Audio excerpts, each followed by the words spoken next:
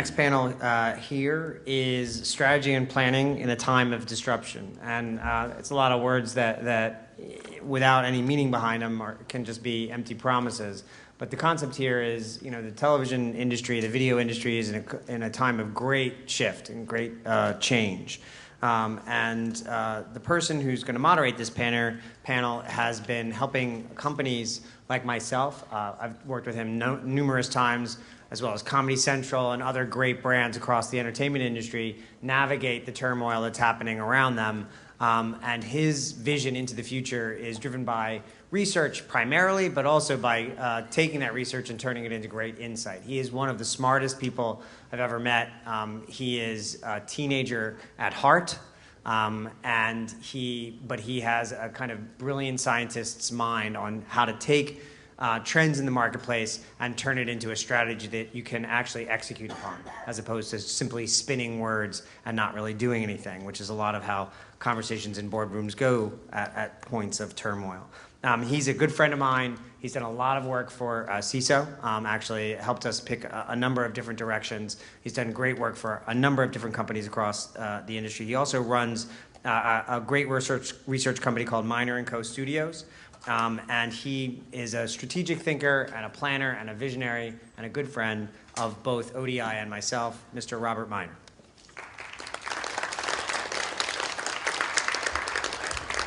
I'm terrified to come out after that introduction. Thank you, Evan. So following C-SPAN, we'll do our best. So great. So before we settle in, this is a TV conference. We thought we would start with a little bit of video. You guys are the current generation of TV viewers, but let's for a moment figure out how you define TV. How many of you are cable television subscribers? Okay. How many of you also watch Netflix, Hulu, Amazon Prime, SVODs, and OTT? And how many of you don't subscribe to cable at all or satellite? You just watch online and by subscription? And how many of you, keep your hands up for a bit, think you're going to subscribe to cable in a couple of years? All right, I think we're done here, guys. So I'd like to introduce our panelists here. We have Justin Frome, who is here from Hulu. We have Bo Avril from Google. We have Courtney, who is here from BBC America, and Walter from Comedy Central. So I used to introduce everybody and give their entire CV and say what they're doing, and then I'd say, now tell us something about yourselves, guys. And they would look at me and say, what else is there to say? So in this case, we're going to give you the baton. Let's start with Walter. Walter, if you could tell people where you work, what your role is, and what you do on a day-to-day, and what kind of team you work with. Audio is overrated. There we go. Hey, everybody. I'm Walter Levitt. I'm the Chief Marketing Officer at Comedy Central. So what that means, simply said, and this is, by the way, how I explain my job to my parents who don't understand it at all. What that means is my job is to get you guys to consume our content, wherever you want to consume our content. So obviously Comedy Central has been a TV network for 25 years. You probably know that, but we are way, way, way more than a TV network. We are in pretty much every digital platform you can imagine. We do live touring comedy. We make consumer products around South Park and Broad City and all that.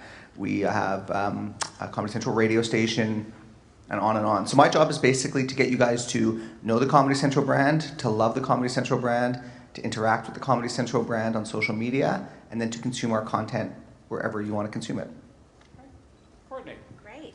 My name is Courtney Thomasma, and I work in cable, which apparently is not a popular topic in this room. But it's actually really exciting because right now cable is evolving, television is evolving, and we really are grappling with how do we become a vibrant, relevant media company across multiple platforms in a world where people can consume our content on in so many other places. I lead the research team at BBC America, and if you think telling your parents what marketing, explaining that to them, explaining what research is, you usually get eyes glazed over and, disinterest. But really the way I would describe it is our job is to help everyone else at the network do their job better. So the problems, concerns, strategies of the marketing department become ours. Everything that programming is trying to do to reach the right viewers, develop interesting shows, we want to help them with that. One of our most important jobs is really finding out about all of you. So finding out who are our viewers, how are they finding our content, what do they like, what don't they like, and really just we report on ratings every day, and we are very strategic in trying to develop strategy for the network moving forward. Perfect. Bo.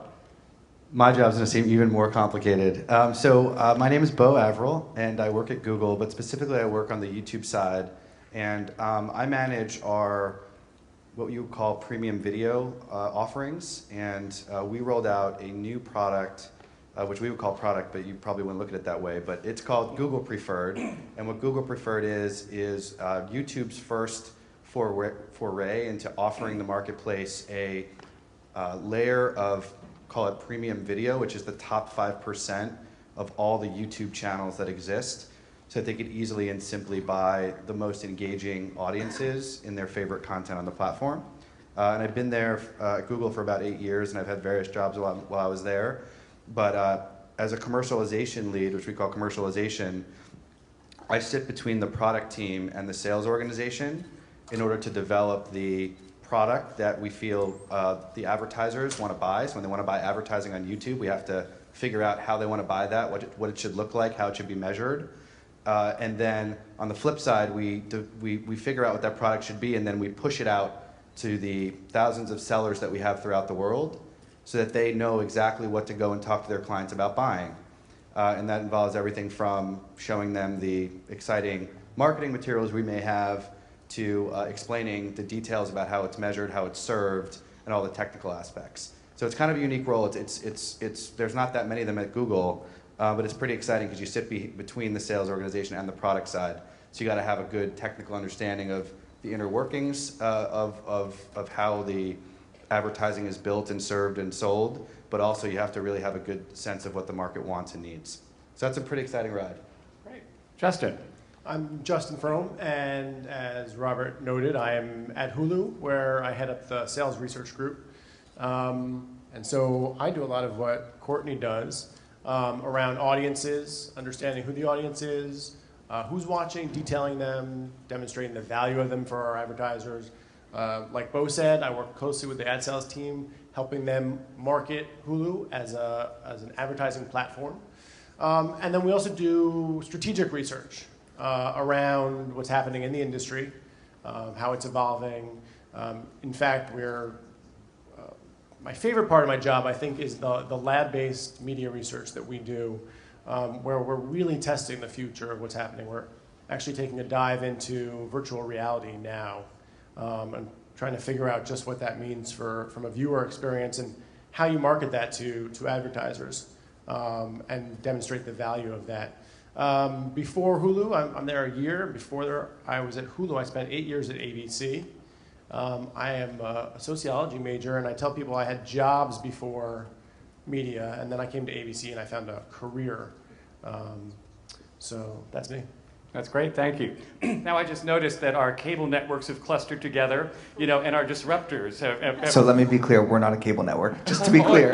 And actually, Content distributor. I'm glad you raised that, because actually Walter was one of my first network clients to turn around, and he noted the digital diaspora happening, and he says, we can't think of ourselves as a network. We have to think of ourselves as the top comedy content producer out there, regardless of platform. So that gets to the disruption that's been happening in the marketplace that you guys are a sign of. In effect, networks are turning around and saying, our job used to be to tell them who their audience is. Now a large part of our job is to tell them where their audience went. And so that question, and where are they going, and how can you go along for the ride and get them to come back to you?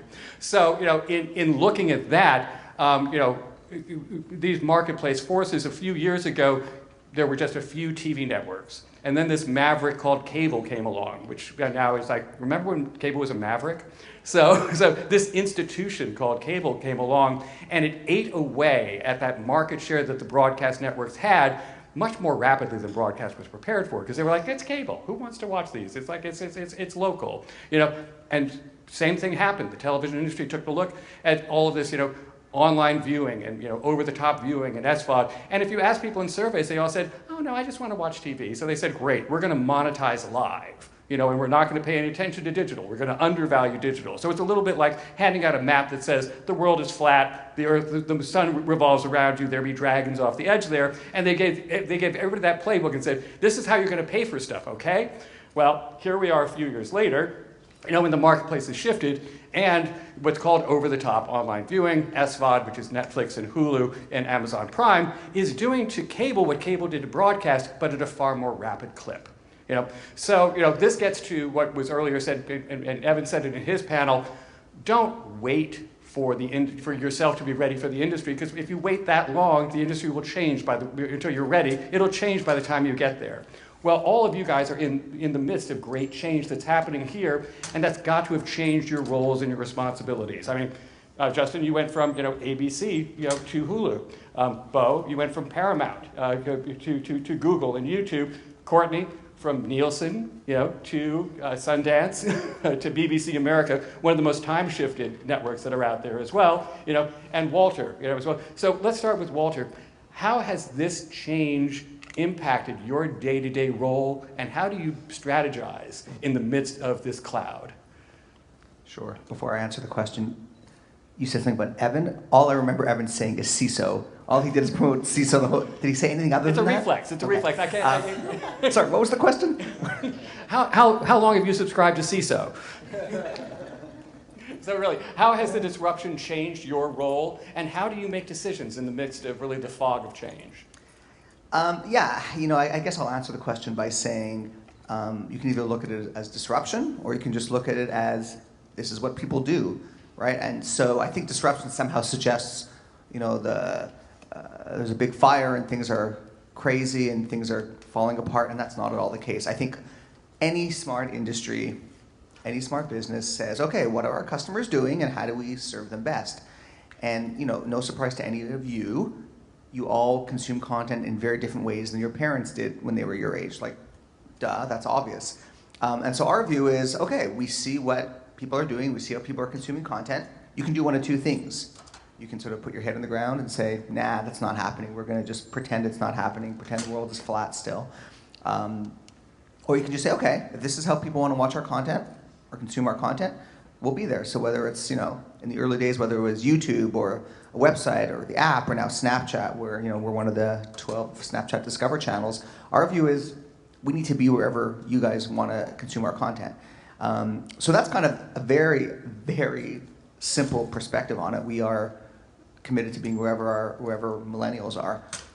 Now, I guess that's sort of easier said than done because, as you guys know, businesses need to make money. As you may know, some of these platforms, you don't make as much money as we used to in the great old days of cable, and the ad sales guys would work for 3 days a year and then be in the Bahamas for the rest of the year because all the ad inventory was sold out. So it's way harder to make money on some of these other platforms. But I think your options are ignore the new platforms and desperately try to wring out every last cent out of the old platform, or just say, you know what, we need to be where our customers are, where our fans are, and we believe, and this is our belief, if we're there, we will figure out how to make money on it eventually. Great. Courtney. That actually, it's interesting to hear those words because that is definitely the mindset right now at BBC America. We have an expression that we want to be super fans of our fans. So we have big brands like Doctor Who, which is in season now, Orphan Black, Top Gear, that have fan bases way bigger than what we even can capture within 7 days of the show being aired, which is what we measure back on in TV ratings. So we look to engage with our fans year-round, measure that engagement year-round, and right now we're working with Robert actually to build out a strategy of how to make our content available in places and ways ahead of where measurement is, with the belief that eventually measurement will catch up and we'll be able to monetize those audiences.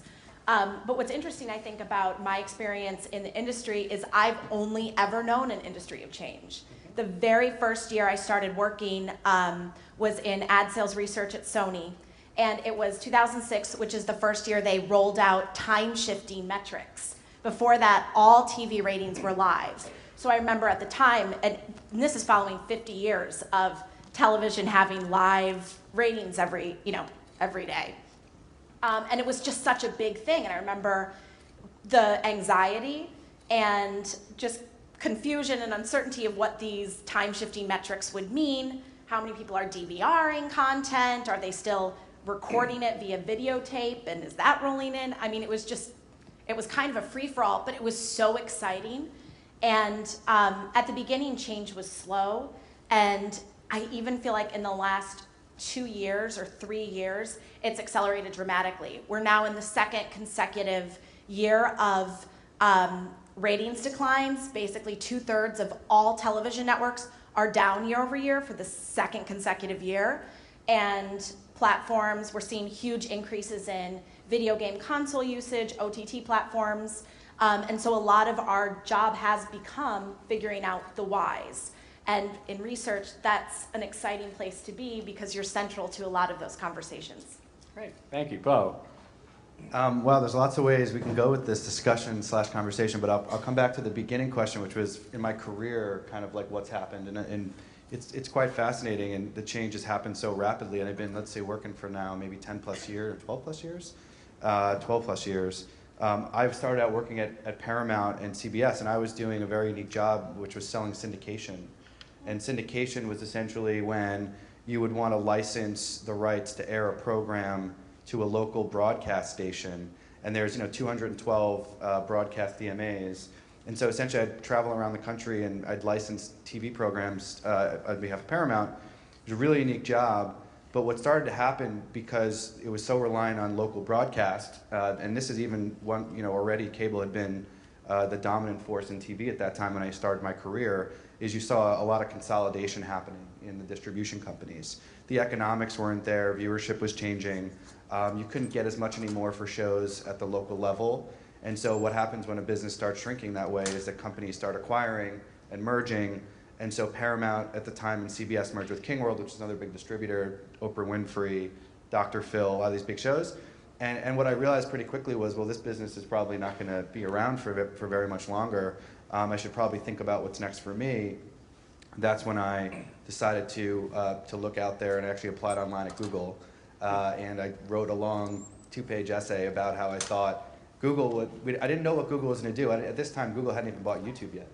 But at the time, I said, I don't know what Google exactly is going to do in media, but I know it's going to be disruptive because people want what they want when they want it, and search is kind of opening that up as an option to get there.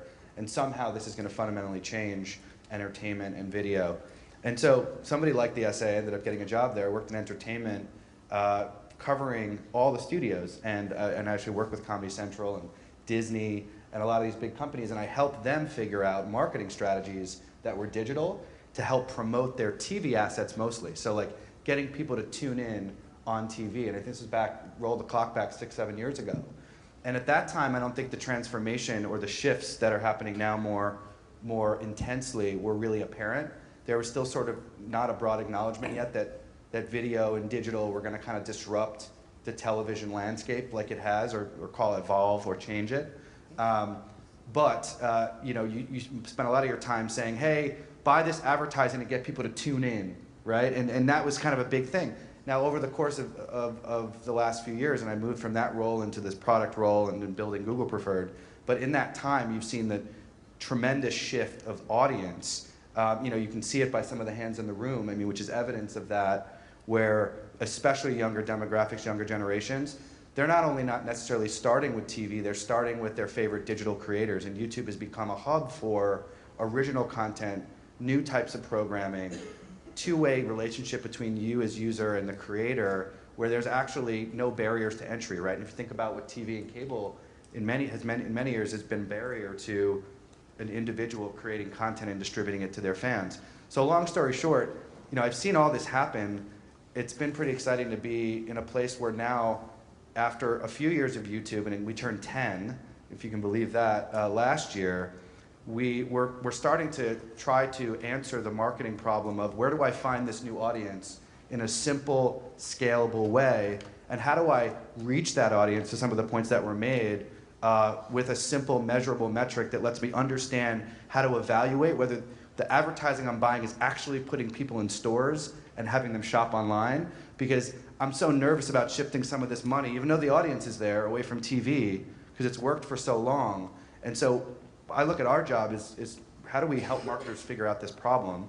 And so from the measurement side to the identifying what types of content to buy to what types of audience, that's kind of the intersection that a tech company and a media company comes into play. So YouTube really doesn't make content.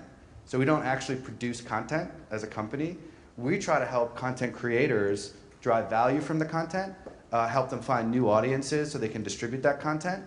And then we play the role of working with advertisers to connect them to this content so we can start to make money from it. So we in essence are partners with all the distributors or production companies in helping them sort of unlock how to find these new audiences in the places that they now are, and which is where we know they're on mobile devices, they're on streaming devices, they're on their iPads and their phones. So it's been a really exciting transformation, both career-wise and just to be kind of at the center of the industry tech intersection with media.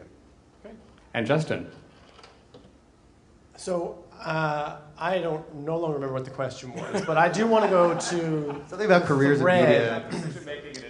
Decision-making in a time of disruption. So the way we talk about it at Hulu, and I stole this quote, well, I borrowed it because I always give credit. Dr. Jeffrey Cole has said that no one watches crap on TV anymore. And that summarizes kind of the new world of television. Because for a long time, until I was, 10 years ago, 30 years old, I had to watch whatever was on television. If I didn't like it, I sat there anyway. But now I don't have to, and no one has to. And you choose exactly what you want. And the key is that the power has shifted. It's shifted from us, who create and produce, to you, who consume and watch. And I think as Courtney said, I mean, as researchers, and Robert as well, and I think we're all here because, we work with and know and respect the work and thinking that Robert does. This is fascinating and tremendous and the best time to be here. And while, as Walter said, whether it's disruption or evolution, this is the time to be here because, we're developing it, we're creating it as we kind of go along. And it's interesting because a few years ago and over the years with my other media conferences, I've tried to put panels like this together. And there was this wall where, it was like, oh no, I'm this network and that's YouTube, or I'm this and that's Hulu, Netflix. No, we're not going to sit together, because there was that concept of media monogamy. But actually now, I mean, people have recognized it's platform polygamy. We have a bunch of sister wives here. People aren't choosing one or the other. They're choosing everything. Now, when they're choosing everything, that becomes disruptive. Courtney, you threw around terms, like C3 and C7, and measurement. Well, that's if you watch a show on a DVR within 3 days of its airing or 7 days of its airing, the network still gets paid. After that, SOL, it's a lot less that's going on there. SOL, what does that stand for? Yes, CISO. CSOL? So in looking at that, for a number of years, everybody just looked at the keys to the kingdom was Nielsen, and that was measurement. And for a number of years, everybody knew that they were basically measuring the emperor's naked inseam. It's like it was the only measurement they had. It's what they had to go to the bank with. But as this has started to fall out from under them, they've started to realize, well, okay, we are not measuring where our viewers are, and nobody has come aligned on, is it views? How can you measure when it's off platform? Do these few households that are keeping diaries really matter? All of these questions are burbling through. So suddenly we're in a situation where, for me, it's my nervous clients. For you, it's your nervous bosses. What kind of measurement matters? And then in lieu of measurement, what kind of insights can you bring them to get them to keep coming to work the next day, so they keep you coming to work the next day as well? So in this current landscape, beyond the traditional measurement metrics that you're seeing there, what kind of really matters to you, so that when you sit down with your nervous bosses, or when you have to calm your own palpitations, what is it that you're looking for right now? And let's reverse the order, because it's unfair. You're getting to the questions last. You can jump in first, because actually this is very interesting, because unlike a lot of the disparate players here, you guys still need to provide measurement and some sales to keep things going. Yeah, absolutely. So yeah, you're closer to the same. You're all closer. You've got the same asses in the same seats when it comes to the end of the day on how decisions are being made. So what is it that you're bringing to the table or looking for? So, I mean, as you said, right? So we're in a world where technology continues to advance much faster than any of us can keep up. And I know we're going to get to the question about what keeps you up at night, but that is certainly one of them. But measurement has fallen behind woefully, and it's extremely important. I'm not going to kind of give the overview of the Media Rating Council now, but if anyone in the room really should go back and understand what happened and why we have Nielsen as the one TV measurement and kind of ComScore Nielsen on digital. We really need objective third-party measurement to conduct business. Otherwise, advertisers have to come to us and trust us that we're telling them, what's happening and that our data is correct. And while the folks on this panel are likely to be up and up with their advertisers, there are plenty of folks out there who are less than honest. So, I mean, for Hulu, my every day is working with both Nielsen and ComScore and pushing. Our biggest, more than 60% of our content is consumed on the television.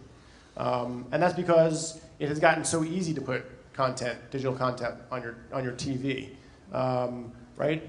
The ability has been around for a while. Connected video game consoles were the Trojan horse, but it took a while for the UX, the user experience, to get there, and for all the content.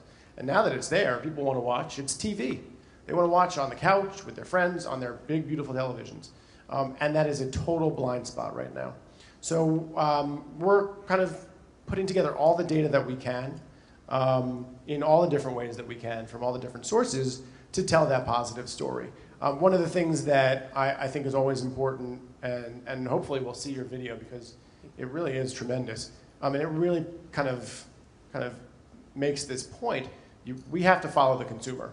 And you have to understand that their behavior has to guide everything that we do, from marketing to developing to measuring.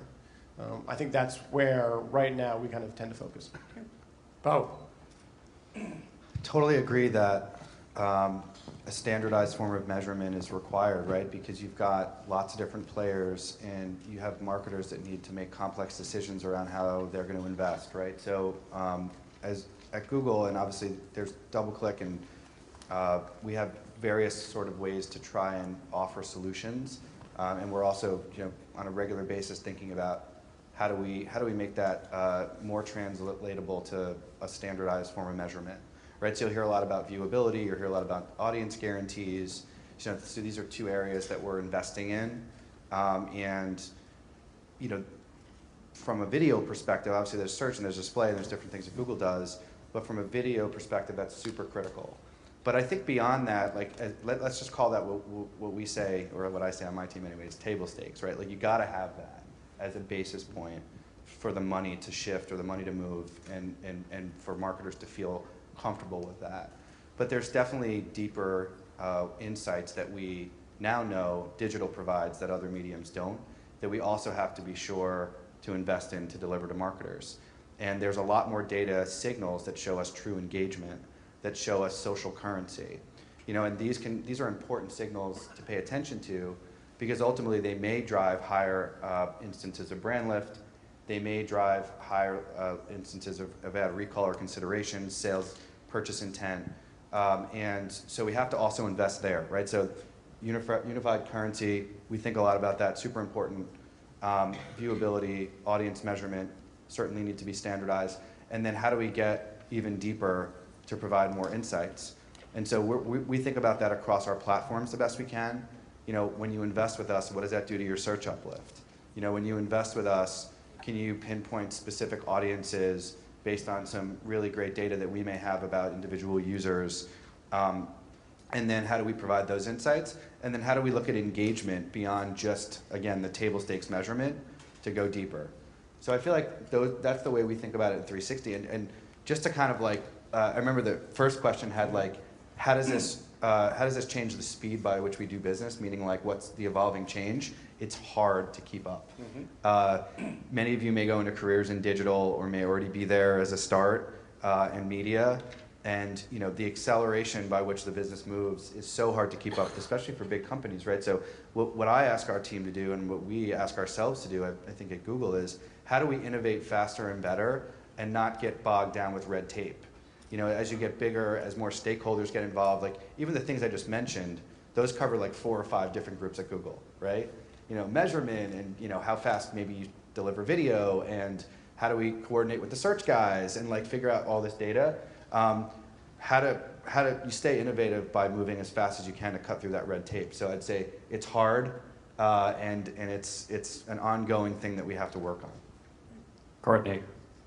A lot of what I would say is just reiterating comments and sentiments here, but I think the one single thing that would make my job easier and would be most meaningful to my key stakeholders at the network is something that actually sounds kind of retro to say in a media community, but it's just cross-platform measurement. Before I joined AMC Networks, which is the co-owner of BBC America, we're now operated as a joint venture between AMC and the BBC. Before I joined AMC Networks, I worked at Nielsen. So the currency provider. I know, this is usually met by booze, but it was actually just such a great experience to to understand what is driving and fueling this, billion-dollar business, how decisions are getting made. And my very first day at Nielsen, I remember we had an orientation. I joined in a leadership development program. They did a big orientation about priorities for the year, and the biggest priority that year was cross-platform measurement. So we are going to have a way to measure who's watching on television, on your computer. At the time, maybe mobile phones, that might have been a little advanced at that stage. But I remember thinking, yeah, great. This is such a great time to be here. And now I'm sitting here leading a research team at a network, and that's still the biggest ask and something that we haven't been able to get to. It sounds simple, but there's so many variations in what counts as a viewer, what counts as a view. Is a view on television equal to a view on digital? And just trying to figure this out, even my management, it seems like it should be easier to do than it is, and it seems like it should have happened faster than it has. And you're working with Tom Ziangas, who's brilliant and came up during the measurement of cable at Nielsen. He did, and he is also an ex-Nielsenite, or a Nielsen alum. Mm-hmm. And so it's actually helpful to have had the experience to now be able to think about what measurement is and what measurement is important. Because I think the other thing that's been a real albatross has actually been big data. Big data is a term that's been bandied about. We have access to more data points than ever now, but just more data doesn't mean it's meaningful data, and it can actually be more difficult to draw insights and to make strategic decisions based on a ton of data than just based on a few key data points. Yeah. So I'm a favor of small data, and I'm trying to start that campaign. Yeah, big data is more often used to kill than to nurture, so yes, absolutely understood. Walter? I agree. All right. I feel like we've exhausted this topic. I think everything you guys have said is right. Well, I think part of what's happening here as well, and it's because we're flooded with data and we know the measurement isn't getting to what's out there actually. It's changes in viewing behavior. It used to be that you put your show up on the air, and within the first couple of weeks that it was on the air, you knew whether you had a hit or not. Well, thanks to the fact that we have time shifting, the ability to catch up after the season or after 2 seasons, people are standing by the edge of the pool as well. And they're waiting until a season has gone by to see whether it's re-upped, because you don't want to commit if it's going to get canceled, or also just to find out, did it have a satisfying end? Did it go like humans, or did it go like Mr. Robot? Which way did it go? So you want to get that sense. So in effect, your first season is your pilot now. Now, when you hit that point where your first season is your pilot, you get back to the good old days of TV where you have to trust your gut.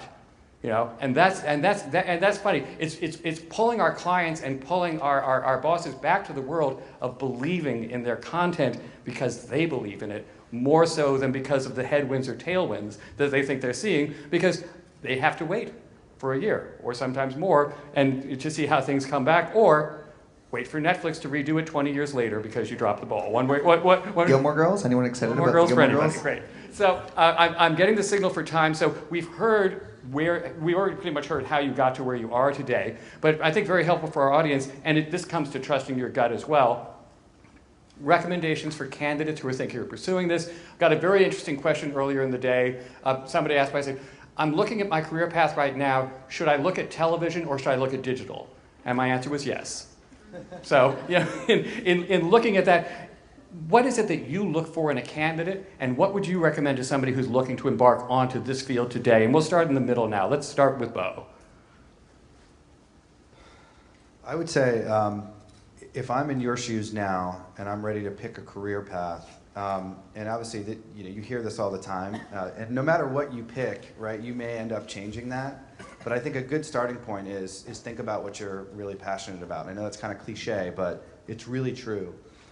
If you're fascinated about a certain aspect of the business, whether it's media or tech or the convergence of both, think about what aspect makes you most excited, right? Within Google alone, let's say you've got people that negotiate with all of the big content distributors, and they spend time thinking about how to put content on YouTube as a platform, let's say, and they do those deals, and that excites them. And they get to talk about new big content projects and production, and that's really cool. Some get fascinated about, hey, like I really like the business side. I like sales. I like to sell. That seems intuitive. I'd love to be able to bring solutions to clients or go out on sales calls, and that seems interesting.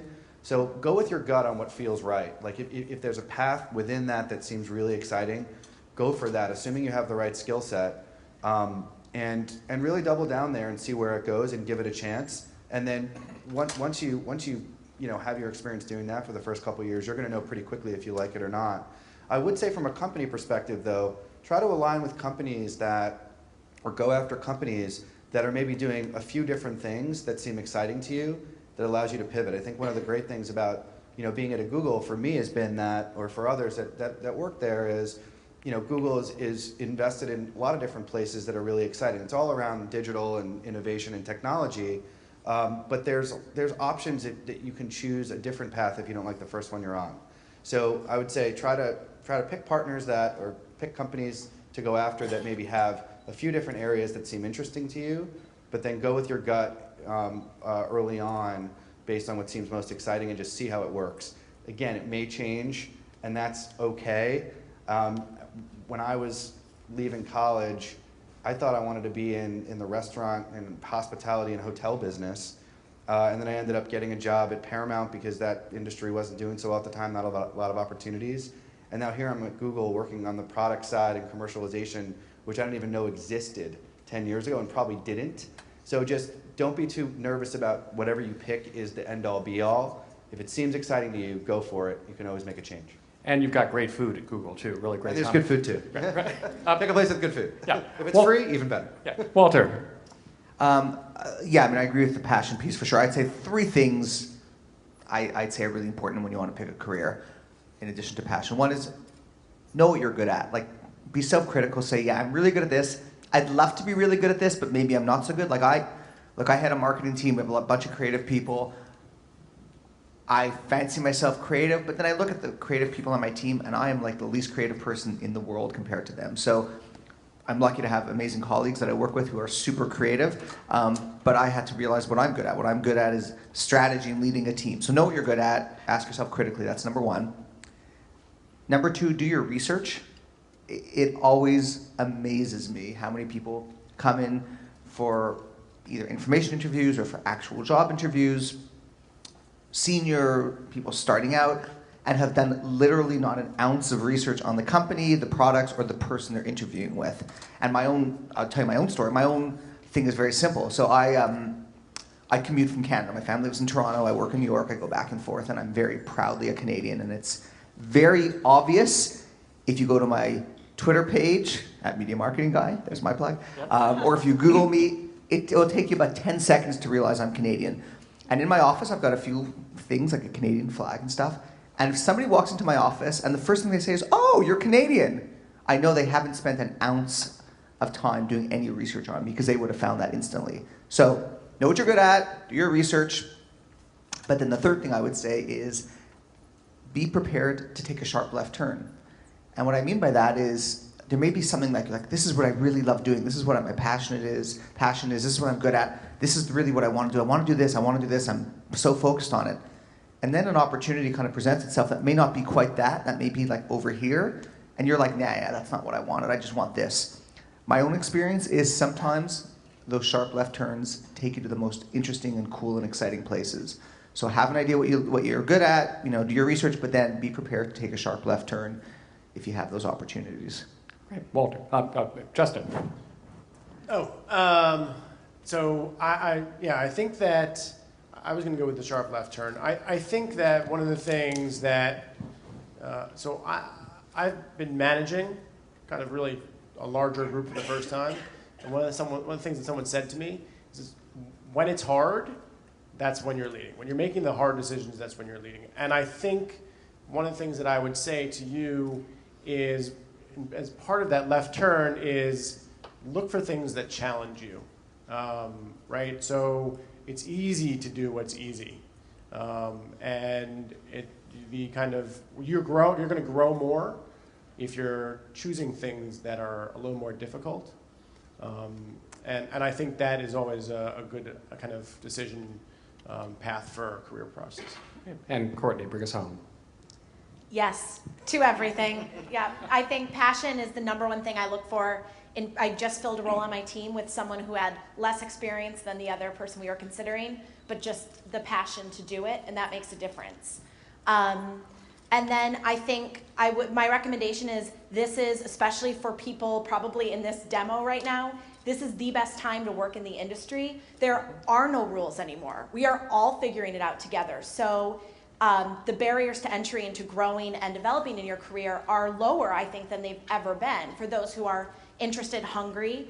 But I will say also that this is not an industry for people who are not comfortable with ambiguity and with change and uncertainty, more so now than ever. So if that doesn't sound like something that's appealing to you, just recognize, I think it's important to recognize it now. And if that's something you think you could thrive on, then, send over your resume. And not really, but 500 resumes come flying. What's your email address? But then this is a definite place to come and to just be willing to roll up your sleeves and just learn, just learn. Yep, and passion, be ready to change, and do your research, And part of doing your research is, and I've mentioned this, previously, everybody in the industry knows Synopsis, which is Synopsis. All right. Synopsis is basically the cheat sheet, the baseball stats. It's what everybody in the industry, you're keeping track of that. Now, they also have all the entry-level job postings, but it's where every executive who's hating their job right now in TV goes to Synopsis to see the jobs of the week. What's happening in LA? It's open to you guys and they send you updates. So if you think you're interested in this industry and you're starting to do informational interviews, besides interviewing the person, researching the person you're meeting with, which you have to do, take a look at also what's happening in the industry. So if they ask you, what do you see that's happening out there? It's not just that that Gilmore Girls is coming back on Netflix. All right, so I think we're supposed to take a couple of questions from the audience. Well, yes, right back there. Jump on up. What fallback position would you recommend for people for when they get fired? What fallback position would you recommend for people for when they get fired? Well, I think the greatest skill is always being connected to your peers. Now, that's not just when you're getting fired, it's also when you're coming up the ranks. The people who you are studying with today are going to be the executives for tomorrow. And we heard earlier, Joe earlier said, I only had 2 interviews in my life, and I've never sent out a resume. Sometimes that's the path. So it is that connection. Keeping connected to your peers is paramount. Being open, when you're looking, and, the usual suspects of LinkedIn, et cetera. But also I'll throw that to you guys. Really, a lot of us have faced that precipice, and had to retrace. What would you think are some essential skills for when you find yourself either just needing to change, or that change has happened to you? Sure. It's interesting because if you have a LinkedIn profile, like you can kind of like look at all these, you can kind of take your skills and then like put them out and list them all. So kind of in tandem to what was just said, know kind of the top 3 things you're really good at, but then also be willing, I think it's the sharp left turn all over again, also be willing when you look out there to forget what maybe you had thought was your ideal career in that moment and think about the skills that you have and where you're strong, and then be willing to make a pivot and also be willing to maybe get into a company that is saying, hey, we're not going to maybe give you as much or give you as fancy of a title, but here's sort of a bigger future or a path that may lead beyond even where you are now, and be willing to take that step back to take a step forward. And don't, be humble in that process. Because if you know what you're good at and you're willing to make a change, then that's kind of the best ingredients in my view of landing somewhere else, and be open to that. And you still got to do the research before the interview, and then get passionate about what it is before you get to the interview, but just be open with yourself and pivot on those skills that you're really good at. Walter. Just one thing I would add to that, and I was told we're allowed to curse here. So the other thing I would say is don't shit on the company you worked for previously, right? Like, I think if you come in saying how awful the last company was, all you do is set a negative tone, and people who are interviewing think this person is going to be negative in the workplace. So you don't have to say nice things necessarily, but don't shit over your last company. 100%. Yeah, good. That's great. Yes. Sorry, Toby Wall, Syracuse University. We've been studying a little bit of the history of broadcast and cable, and I think you'd be hard-pressed to say that the FCC or government involvement didn't somehow handicap these two industries from working together. My curious question is, for our online friends, Hulu and Google and YouTube, when the government comes in, not if, but when they come in for regulation, how can that possibly affect your ratings or the ability to distribute your network? And I'll frame that as well. This is when the FCC jumps in and takes the same reins on the online industry that exists for broadcast and cable. One, how are you adjusting for that? Or two, is that even on your radar? So personally, it's not really on my radar as the research guy. But I mean, I think that I would say that being dependent on broadband, which I think is where probably your question kind of gets to best, and the need for that. I think that everyone's kind of thinking about that in terms of how we can manage that and how we can get that stream across. But I think there's a lot of kind of working hand in hand as well.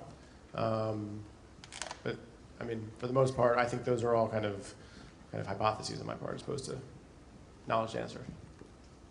Yeah, to be honest, I feel like it's a difficult, because it's a general question, it's difficult to sort of know which direction to go with it. So I guess the general response would just be, you do your best to operate in the environment that you're in, and obviously you want to do what's, from our perspective, you want to do what's best for users, and you want to do what's best for the brands and advertisers that you work with, and it's always going to be a balance between those two things. And that's kind of a general answer, but I think it really is core to the fabric, I think, of what we believe, which is, we have to do what's best for the user, and ultimately, if we want the user being loyal to Google and essentially getting the value that they get out of Google, then it's always going to be a balance between that and whatever sort of regulatory rules we need to abide by to make that happen. And be ready for a left turn. And always be ready for left turn. Yeah, great. And I was told one more question. Yes. I'm Heather from Columbus University. So my question is how, this is something I just learned about, PlayStation View is coming into play, and how they're now looking at some networks and particular channels just to come onto their platform. How are you adjusting to that? That seems like a whole new kind of way to distribute content to me, so I'm curious how you're handling that situation. Well, why don't we take that to Walter and Sure, and I'm sorry, I actually missed who the platform that you specifically said. Oh, PlayStation View. Yeah, we are putting our content on PlayStation View. Again, to me, it just goes to a bigger thing, which is if you want to serve your fans, you need to be where your fans are. And so we serve millennials, and particularly we super serve 18 to 34-year-old guys. They are on PlayStation View, so we need to be there. It's almost as complex and as simple as that. I don't know if that answers the question, but that's the short answer. I had a meeting this morning about PlayStation View. And as a network that are super fans of our fans and want our content to be where they are, we absolutely would want to be a part of whatever this virtual MVPD landscape is going to be. Great. So thank you to all of my panel. Thank you very much. Thank you to Dolly. We love you. Thank you for putting this together. And thank you to Evan, CISO.com, and thank you to Craig and to Zanita. Thanks, everybody. CISO, is that what you're launching? CISO?